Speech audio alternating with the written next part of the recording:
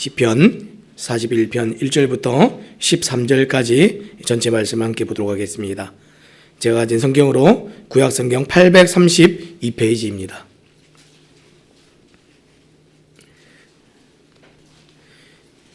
다 찾으신 줄 알고 제가 봉독하도록 하겠습니다. 가난한 자를 보살피는 자에게 복이 있으며 재앙의 날에 여호와께서 그를 건지시리로다. 여호와께서 그를 지키사 살게 하시리니 그가 이 세상에서 복을 받을 것이라. 주여 그를 그 원수들의 뜻에 맡기지 마소서. 여호와께서 그를 병상에 붙드시고 그가 누워있을 때마다 그의 병을 고쳐주시나이다. 내가 말하기를 여호와여 내게 은혜를 베푸소서. 내가 주께 범죄하였사오니 나를 고치소서 하였나이다. 나의 원수가 내게 대하여 악담하기를 그가 어느 때에 난 죽고 그의 이름이 언제나 없어질까 하며 나를 보러 와서는 거짓을 말하고 그의 중심에 악을 쌓았다가 나가서는 이를 널리 선포하오며 나를 미워하는 자가 다 하나같이 내게 대하여 수군거리고 나를 해하려고 꾀하며 이르기를 악한 병이 그에게 들었으니 이제 그가 눕고 다시 일어나지 못하리라 하오며 내가 신뢰하여 내 떡을 나눠 먹던 나의 가까운 친구도 나를 대적하여 그의 발꿈치를 들었나이다. 그러나 주 여호와여 내게 은혜를 베푸시고 나를 일으키사 내가 그들에게 보응하게 하소서. 이로써 내 원수가 나를 이기지 못하오니 주께서 나를 기뻐하시는 줄을 내가 알았나이다. 주께서 나를 온전한 중에 붙드시고 영원히 주 앞에 세우시나이다. 이스라엘의 하나님 여호와를 영원부터 영원까지 송축할지로다. 아멘, 아멘, 아멘. 오늘은 우리가 복 있는 사람이라는 제목을 가지고 함께 하는 말씀을 함께 나누기 원합니다. 오늘 이제 우리가 시편 말씀을 다시 보게 되는데 이 시편은 150편으로 지금 이루어져 있습니다. 이 150편으로 구성되어 있는 이 시편이 사실은 크게는 5권의 책으로 나누어져 있습니다. 이 모세오경이 크게 5권으로 나누어진 것처럼 그 전통을 따라서 크게 5권으로 분류해서 나누어져 있는데 이 한 책이 끝날 때마다 송영이라고 부르는 끝맺음, 이 시, 노래의 끝맺음인 나오는데 그것이 오늘 보니까 아멘, 아멘 이렇게 끝이 나고 있습니다. 이 구별을 통해서 책이 한 권 끝났다, 노래가 하나가 끝났다 하는 구별과 표시를 그렇게 하고 있습니다. 그래서 오늘 우리가 보고 있는 이 시편 41편은 이 5권의 책 중에서 첫 번째 시편입니다. 첫 번째 시편. 첫 번째 시편의 마무리, 마지막을 나타내고 있는 것이 시편 41편입니다. 처음에 이 시편이 제일 처음에 어떻게 시작했습니까? 시편 1편에서 복 있는 사람은 이러면서 시작을 했죠. 그것이 41편에서 끝을 맺고 있다 이렇게 생각을 하시면 좀 도움이 될 것 같습니다. 이 5권의 시편 중에서 이 첫 번째 시편의 주제가 사실은 복 있는 사람입니다. 여러분 그러면 누가 복 있는 사람입니까? 시편 1편에서는 뭐라고 얘기했죠? 하나님의 말씀을 주야로 묵상하는 자, 그가 복 있는 사람이다. 하나님과의 관계를 잘 설명했던 것이 이 시편 처음에 시작이었습니다. 근데 시편 41편 마무리를 지을 때 뭐라고 얘기하고 끝나고 있습니까? 가난한 자를 도와주는 사람이 복 있는 사람이다. 처음에는 하나님과의 관계를 얘기했다면 두 번째는 무엇을 얘기한 것이죠? 사람들과의 관계를 얘기한 시편이죠. 하나님으로 시작해서 지금 사람으로 끝나는 시편입니다. 지금 위로는 하나님과의 이 수직적인 관계와 또 옆으로는 어떻게 해요? 사람들과의 이 수평적인 관계. 하나님을 알기 때문에 하나님을 알아서 하나님을 통해서 세상을 보고 이 사람들을 이해하는 그 균형이 있는 사람. 이것을 얘기하고 있죠. 이것이 복 있는 사람입니다. 하나님을 알아서 하나님의 뜻과 그분의 원하심대로 세상을 살아서 맺어지는 열매가 있는 사람, 이 사람이 복 있는 사람입니다. 하나님을 알기 때문에 그것이 어디서 열매를 맺는다고요? 모든 세상에서 내가 있는 삶의 자리에서 사람들과의 관계들 속에서 열매가 맺어지는 거예요. 하나님을 우리가 잘 믿었는지 안 믿었는지, 우리가 잘 성숙한지 안 성숙한지가 어떻게 열매를 맺습니까? 사람들과의 모든 관계에서 열매를 맺습니다. 이것이 신앙의 진짜 중추이고 핵심입니다. 우리가 지난주까지 베드로후서 말씀을 나누었는데 우리가 계속해서 거짓 선생들과 믿음을 가지고 있는 우리의 차이가 뭐라고 얘기했습니까? 예수를 알아서 예수를 더욱 알기 때문에 아는 만큼 믿음이 자라고 성숙해서 열매가 맺어지는 것, 이것이 우리의 삶에 있다, 이렇게 얘기를 했습니다. 그래서 베드로후서 1장 5절 말씀에도 어떻게 했습니까? 하나님에 대한 믿음에서 시작한 그것이 사람에 대한 사랑으로 열매 맺는 삶으로 끝났죠. 하나님에 대한 것이 사람들에게서 열매 맺는 그런 형식으로 끝나는 것을 우리가 지난 주간 동안에 함께 살펴보았습니다. 자, 이것이 하나님께서 당신의 아들을 십자가에 내어주심으로 우리에게 이루시고 요구하시는 경건한 삶이고, 이게 진짜 복 있는 사람입니다. 자, 그러면 오늘 시편 41편은 이 복 있는 사람에 관해서 결론을 짓고 마무리를 짓고 있는, 정리해주는 이제 대목들인데, 첫째, 이 복 있는 사람이 어떤 사람입니까? 가난한 자를 도와주는 사람이 복 있는 사람이다, 이렇게 얘기를 했습니다. 여러분, 이 가난한 사람은 진짜 가난한 사람일 수도 있지만, 문자적으로 이제 가난한 사람뿐만이 아니라 결핍되어 있는 사람, 정말 삶에서 무언가 부족이 되어 있는 사람, 정서적인 결핍이든지 영적인 결핍이든지 삶에서 누군가 도와줘야 되고 도움이 필요한 모든 사람을 지금 총망라해서 우리가 생각해 보면 좋을 것 같습니다.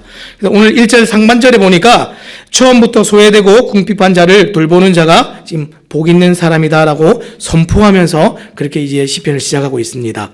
그래서 1절 하반절에는 또 뭐라고 합니까? 이러한 자는 하나님으로부터 놀라운 구원과 생명을 얻는다, 이렇게 얘기를 했습니다. 왜 그렇습니까? 사람이 선을 베풀고 착한 일을 했기 때문에 하나님께서 그를 구원해 주시고 그에게 생명을 주신다, 이 약속을 주시는 것이 절대로 아닙니다. 왜 그렇게 하고 있습니까? 하나님께서 지금 각 사람들에게 필요를 따라서 어떤 사람들에게는 물질, 어떤 사람들에게는 정서적인 것, 어떤 사람들에게는 사람들을, 관계를, 여러 가지 면에서 우리에게 풍성함들을 더하시는데, 풍성하게 주신 것들로 어떻게 합니까? 하나님을 대신해서 하나님께서 정말 하기 원하시는 일들을 마땅하게 했기 때문에 그것이 하나님을 믿는 사람으로서 믿음의 증거와 열매로 나타났기 때문에 사실은 그 믿음 때문에 하나님께서 그를 구원하시고 생명을 주신다, 이렇게 얘기하시는 겁니다. 여러분, 이게 뭡니까? 하나님께서 이 땅에 베푸시는 정의입니다. 정의. 하나님께서 이 땅에 정의를 정말 하수같이 흐르게 하신다, 이렇게 말씀하셨는데 그걸 누구를 통해서 하십니까? 성경에 하나님께서 직접적으로 일하시기도 하시지만 하나님을 믿는 사람들을 통하여서, 이 위임받은 사람들을 통하여서 풍성함을 더하게 하신 그 사람들을 통하여서 하나님 살아계심과 함께하심과 동행하심을 나타내 보이시지요. 어떻게 해요? 결핍되어 있는 사람이 하나님의 은혜와 도움을 정말 받고 그것을 흘려보내는 일들이 가능하도록 우리를 통해서 그렇게 일하신다는 겁니다. 그래서 가난한 사람들을 돌본다 할 때 그 의미는 이런 것들이죠. 그래서 2절 말씀에는 또 뭐라고 얘기했습니까? 여호와께서 그를 지키사 살게 하시리니 그가 이 세상에서 복을 받을 것이라, 이렇게 얘기했습니다. 하나님을 문자적으로 믿고 그 뜻을 이루고 사는 자들을 하나님 반드시 지키신다, 이렇게 얘기했습니다. 이게 다른 말로 뭐죠? 동행입니다. 동행. 함께 가는 거죠. 내가 어디를 가든지 사망의 음침한 골짜기를 지나는 그 중에도 내가 해를 당하지 않는 것은 왜 그렇습니까? 나를 지키시는 분이 내 옆에 딱 붙어서 계시기 때문에 그렇지요.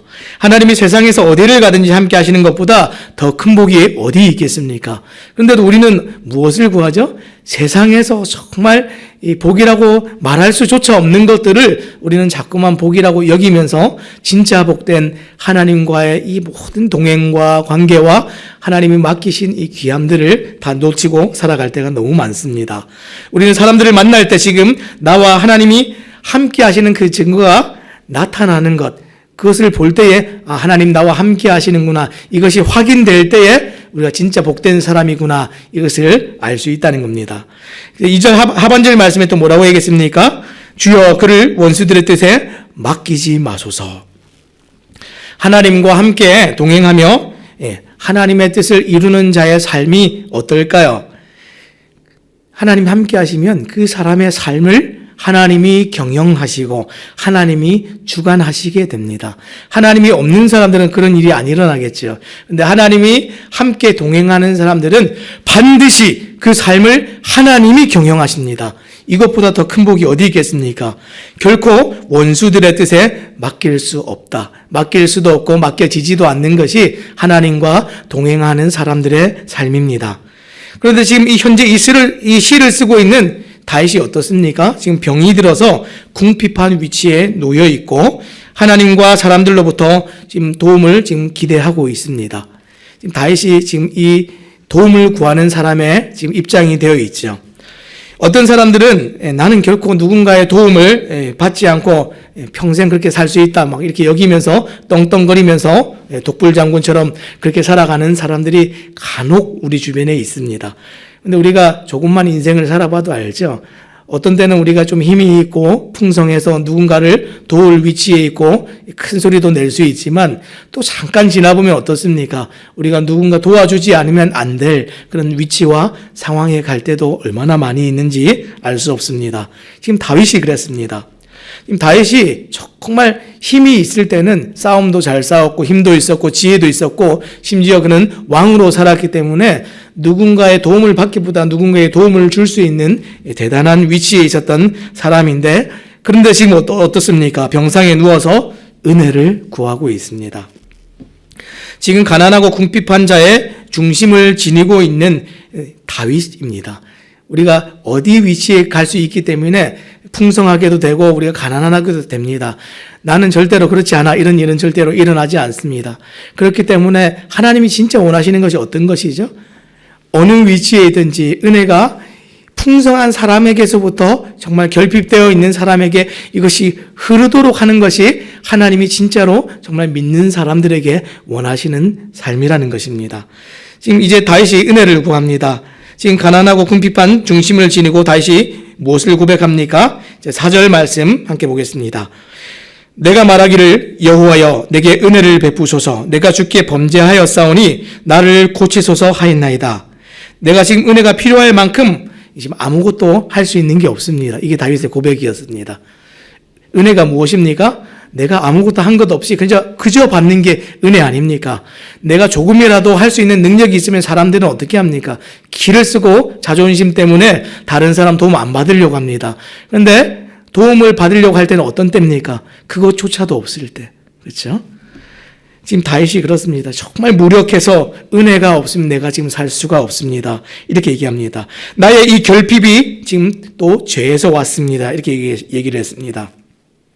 우리가 가끔 성경을 볼 때마다 이 유대인들의 생각 속에 이런 게 있죠.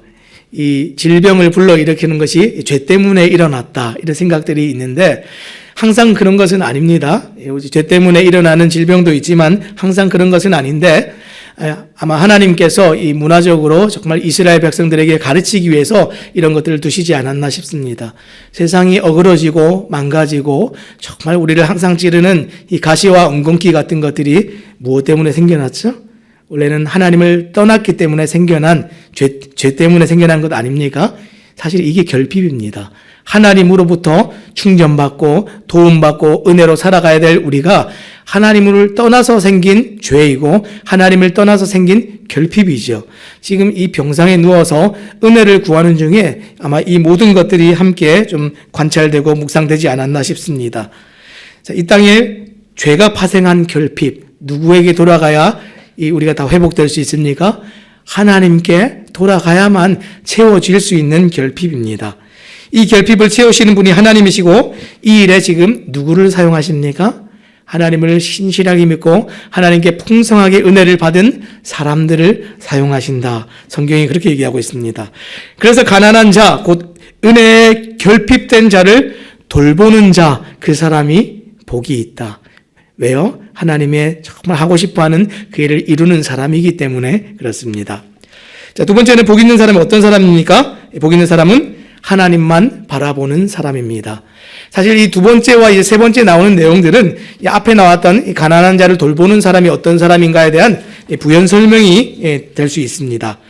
자, 하나님만 바라보는 사람이 정말 복 있는 사람인데 다윗이 기도했지만 지금 다윗의 현실이 어떻습니까? 하나님께 기도 응답을 받지 못하고 있는 상황입니다. 하나님께 기도 응답도 못 받고 있고 또 사람들에게도 배신을 당한 상태입니다. 지금 병상에 누워 있는데 사람들이 와서 위로를 해줘야 될 거 아닙니까? 하나님을 제대로 믿는 사람들이 우리 주변에 요소에 있다면 정말 병들어 있고 결핍이 되어 있는 사람들이 있으면 찾아가서 회복시킵니다. 그를 일으키고 하나님께서 주신 이 풍성함을 가지고 구원이 나타나게 하는데 지금 어떤 일이 일어납니까? 하나님 알지 못하는 사람들이 이 세상의 주변에 가득 넘치니까 병들어 있는데 와가지고 배신을 하고 상처를 주고 모욕을 주는 일을 지금 하고 있는데 그것을 지금 다윗이 당하고 있습니다. 첫 번째가 하나님을 떠난 사람의 결핍된 환경이라면 지금 이 두 번째는 그런 환경에 처한 사람들의 마음을 다 이렇게 찢어놓는 이중적인 지금 고난입니다. 그래서 5절에서 9절까지 이제 전체 말씀을 좀 보면 원수들이 악담을 하고 지금 친구들의 배신이 끊이지가 않습니다. 여러분 이게 뭐죠? 이게 하나님이 없는 세상입니다. 지금 결핍된 자들에게서 우리는 지금 아무것도 얻을 게 없습니다. 우리는 결핍된 세상에 가서 자꾸만 뭔가를 얻으려고 하는데 그들은 그 자체로 그냥 아무것도 없는 자들입니다. 거기서 일어날 수 있는 것은 이런 거죠. 악담과 배신과 상처 이런 것들밖에 없습니다. 사람은 믿음의 대상이 절대로 될 수가 없죠. 믿음의 대상이 된다는 것은 정말 신뢰할 만하고 우리에게 정말 도움을 줄 만해야 믿음의 대상이 되는데 사람은 믿음의 대상이 아니죠. 그저 우리가 품고 은혜를 베풀고 사랑해야 될 대상이 사람입니다. 그저 은혜가 필요한 자, 이게 사람에 대한 설명입니다. 세상에서 우리를 돕는다고 하는 사람들의 행태가 어떻습니까? 우리가 정말 어려운데 사람들이 와서 돕겠다 할 때 하나님 없는 사람들이 어떻게 돕습니까? 6절 말씀을 딱 보면 세상이 하는 행동 그대로입니다. 6절 말씀에 보니까 나를 보러 와서는 거짓을 말하고 그의 중심에 악을 쌓았다가 나가서는 이를 널리 선포하오며 병문안으로 오는데 병문안을 가장한 이 위선적인 관심입니다. 병상에 누워있는 다윗에게 없는 말로 있는 말로 다 이제 위로하는 척을 하고 염탐을 하러 온 거죠. 다윗이 어떻게 지내고 있나.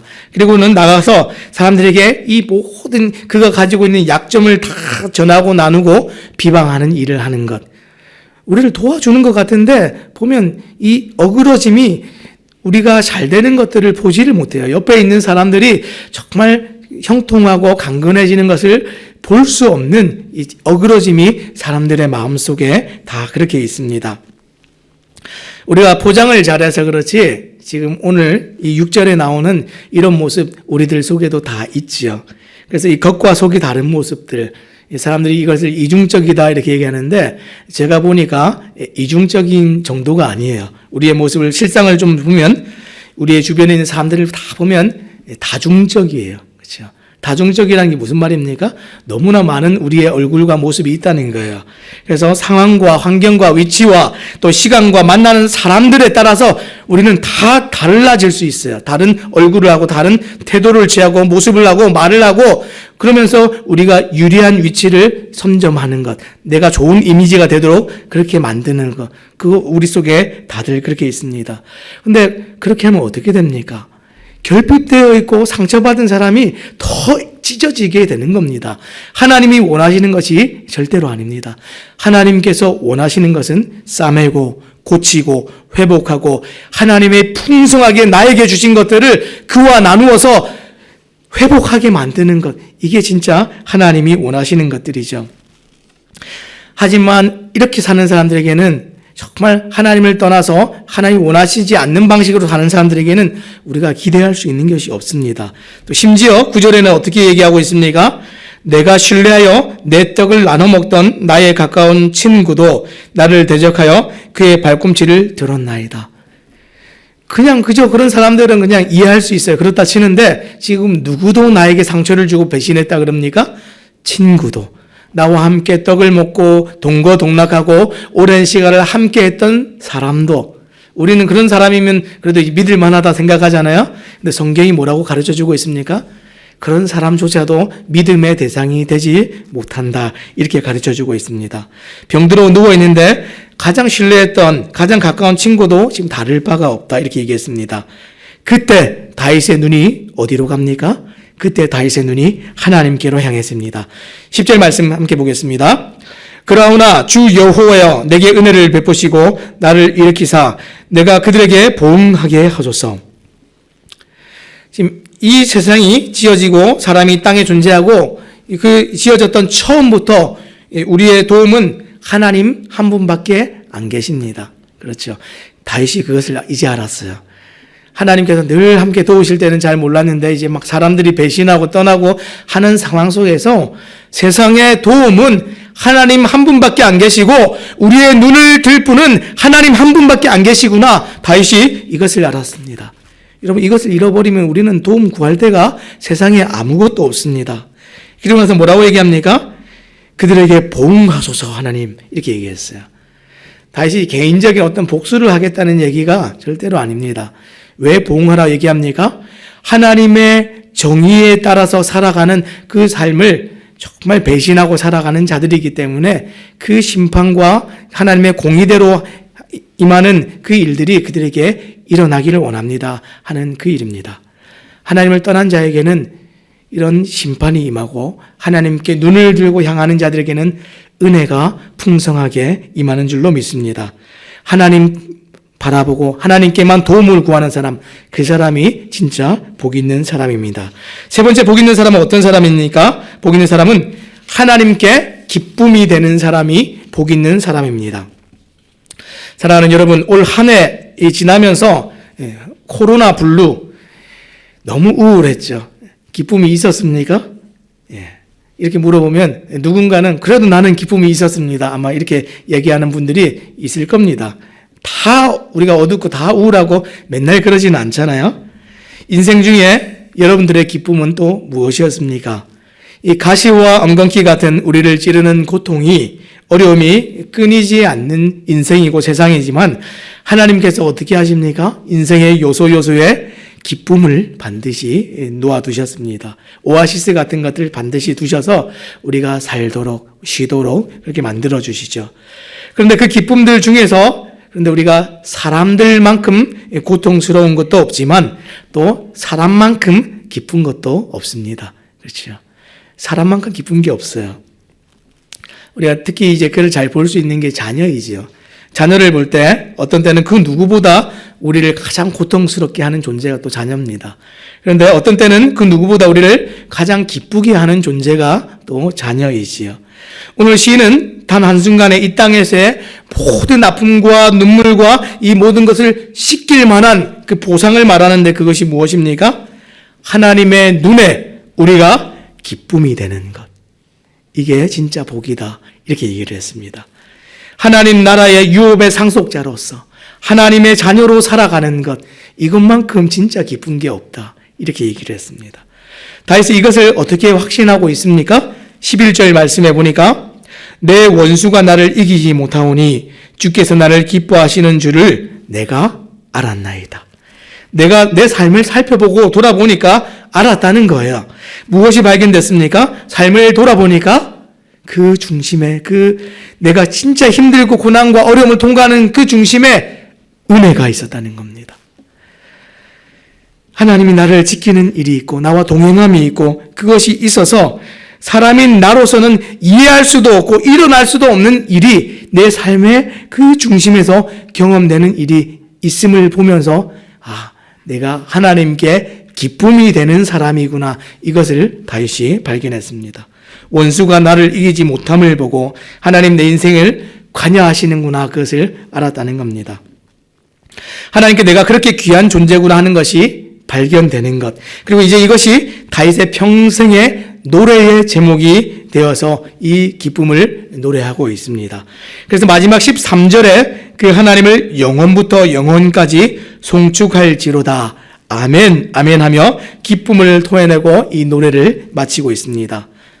세상의 주관자 되신 하나님, 그 하나님의 기쁨으로서 살아가는, 자녀로서 살아가는 것보다 더 큰 복이 없다. 다윗의 결론은 이것이었습니다. 사랑하는 여러분, 복 있는 사람은 어떤 사람입니까? 하나님의 눈앞에서 진짜 복은 여기에 있습니다. 이 성경에 있습니다. 진짜 복은 하나님의 뜻을 따라서 가난한 사람들, 결핍된 사람들에게 우리에게 주신 이 풍성한 것들을 나누는 사람, 그가 진짜 복 있는 사람입니다. 복 있는 사람은 어떤 사람입니까? 인생에 처한 위기 중에서도 하나님만 바라보고 살아가는 사람들입니다. 그리고 마지막 세 번째는 어떤 사람이 복 있는 사람입니까? 하나님을 통해 나를 인식하여서 하나님께 내가 정말 기쁨이 되는 사람이다라는 것을, 하나님의 자녀라는 사실을 늘 잊지 않고 살아가는 사람들이 복 있는 사람입니다. 오늘 하루를 살아가실 때에 정말 우리에게 주신 것들을 또 한 해를 또 마무리하면서 하나님 주신 은혜들을 계수하여 보는 지혜가 있어서 정말 우리가 복 있는 사람이다라는 사실을 잊지 않고 살아가는 우리 모든 성도님들 되시기를 주님의 이름으로 부탁드립니다. 기도하겠습니다.